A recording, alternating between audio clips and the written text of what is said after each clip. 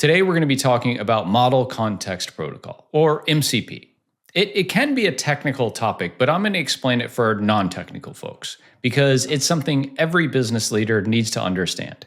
You see, MCP is the key that will unlock the true potential of AI agents and AI systems, and it's really going to change everything about how we work, I think. Hey, I'm Craig Hewitt. Welcome back to 100 Days of AI. Today's day 52. By far, the biggest request I get from you, the viewer, is more content on AI agents. And today is the first day of kind of a mini series all about agents. So if you're not subscribed already, subscribe now so you get all of those when they come out, okay? And those are coming in the next few videos. But we have to discuss MCP first because it's fundamental in how AI agents can be so effective in accomplishing real business objectives. So what is MCP, Model Context Protocol? Let's break it down. At its core, MCP is an open source protocol introduced by Anthropic, the maker of Claude, that standardizes how applications provide content to large language models, LLMs. In MCP, the M stands for model. This refers to AI models like ChatGPT, Claude, or Gemini. They're powerful, but they only know what they've been trained on. And as of the recording of this video, ChatGPT 5 is trained on information that's about a year and a half old. They don't have access to real-time or business-specific data. The C stands for context. This is external data an LLM needs to do a task. It could be sales figures from your CRM or inventory levels from your sales tool. Without context, an LLM is like a brilliant but kind of clueless intern. And the P stands for protocol. This is like a set of rules for communication between the AI application, or the client, and the context source, or the server. It's a universal language for different AI systems to be able to talk to each other. In a nutshell, MCP is a standardized way for AI models to get the context they need to do really specific tasks. It connects the power of LLMs to real-world data that we're all using and the systems that are running our businesses.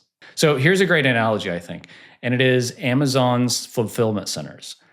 Amazon's fulfillment centers are incredibly efficient because they have a standardized system and way they do things. When you order something, the system knows exactly where every product is located, which robot to send, and how to get your order fastest. MCPs work the same way for your business data and AI systems. Instead of your AI having to learn the unique kind of warehouse layout of every single business tool, MCP creates a standardized system where everything has a clear location and process. Your AI can find what it needs and get you efficiently. Okay, so you might be thinking like, hey, haven't we been able to connect AI to external data for a while? And like partly, yeah. We've had custom actions, even browsing the internet inside ChatGPT, right? ChatGPT and Zapier's AI actions are a good example of this. But these are proprietary. They're kind of like one-off solutions. It's like building a custom adapter for everything you want to plug into the wall. It works, but it's not scalable or efficient. MCP, on the other hand, is a universal standard for electrical outlets, if you want to have another analogy. As long as the plug and the outlet both follow this standard, they work great together. That's the power of a standard protocol, and it's what makes MCP a game changer. You might have heard this analogy with MCP is it's kind of like the USB standard. Before USB, we had a mess of different connectors for your keyboard and mice and printers and phone and everything else under the sun, right? Every device had its own proprietary connector, and it was a disaster for customers. Then USB came along and created a single universal standard that everything could connect to. I recently traveled and had to take one cord for everything that I use, and it was amazing. And I think MCP is promising the same thing for AI. To understand MCP's power, let's look at its architecture. It has two main parts, the MCP client and the MCP server. The MCP client is an AI application the user interacts with, like ChatGPT, or a project management tool maybe.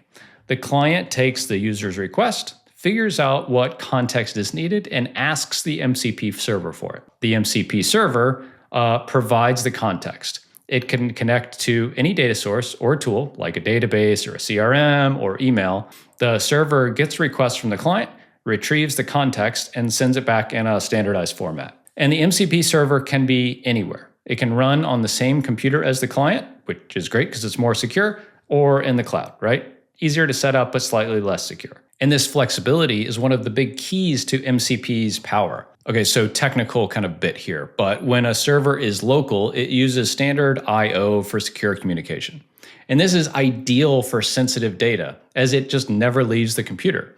So for example, right, a law firm could use a local MCP server to give its AI assistants access to confidential case files without ever exposing them to the internet. And when it's in the cloud, it uses server sent events, SSE, over the internet. It's a lot more common, it's easier to set up and manage, and like a marketing team, for instance, could use a cloud-based MCP server to connect their AI to various marketing automation platforms and social media accounts. So, what kind of information can the server provide? This is where context primitives come in. Context primitives are the capabilities an MCP server can offer. And generally there's 4 main types. And the first is tools. These are functions the AI can use to perform actions within the real world, like sending an email or booking a flight or creating a database record. With tools, AI agents can start taking action for you instead of just giving you responses in a chat window. For example, a tool could book a meeting in your calendar, create a new task in your project management software, or even purchase a product from an e-commerce store. The second one is resources. This is information provided to the model, like a file, a database record, or a live stream of data. Resources give the AI the data it needs to understand the situation better. So for example, a resource could be a PDF of a contract, a spreadsheet of financial data, or a live feed of customer support tickets. Okay, so those are the most common primitives that you'll see, but there's 2 others. The next one is sampling. This lets a model query other models. So a general AI model could use sampling to ask a specialized AI for expert knowledge. So for example, a general purpose AI assistant could use sampling to query a legal AI model to get advice on a contract, or a medical AI model could use information about a particular health condition. And the last one is parameterized prompts. These are templates for making requests, which simplifies creating consistent prompts a lot. For example, you could create a parameterized prompt for generating a weekly sales report. The prompt would have a placeholder for date range, and the AI would simply need to fill in the dates to generate the report. But the most important part of MCP is reflection. Reflection is the client's ability to ask the server what it can do. The AI, the client, right, can ask, hey, what are your capabilities? And the server responds with a list of tools and resources it has access to. This is a huge deal, so I want to make sure we understand this. The AI doesn't need to be kind of pre-programmed with knowledge of every tool. It can discover them on the fly. And this makes the system incredibly flexible and adaptable. It's like giving the AI a toolbox and the ability to read the instruction manual for each tool. Okay, let's take a real-world example here. So you're a sales manager and you ask your AI assistant, give me a summary of my team's sales performance for Q3 and schedule a meeting with our top performer to discuss their strategy. And here's what happens behind the scenes with MCP in place. The client interrogates the server. The AI assistant asks the MCP server connected to your CRM, hey, what can you do? The server reflects on its capabilities. The server responds with a list of tools and resources like a sales data resource, a generate sales report tool, and a schedule meeting tool. The client then interprets the prompt, and the AI assistant understands you want a sales summary and a schedule meeting. It sees sales data resource and the generate sales report and the schedule meeting tools are relevant. And then the client retrieves the resource. The assistant requests the sales data from Q3 from the server. Then the client sends a new prompt to the LLM. The assistant then gives raw sales data to the LLM and asks for a summary and to identify the top performer. And next, the LLM generates a summary and identifies the top performers, right? So the LLM processes the data, creates a natural language summary, and identifies the top performing salesperson.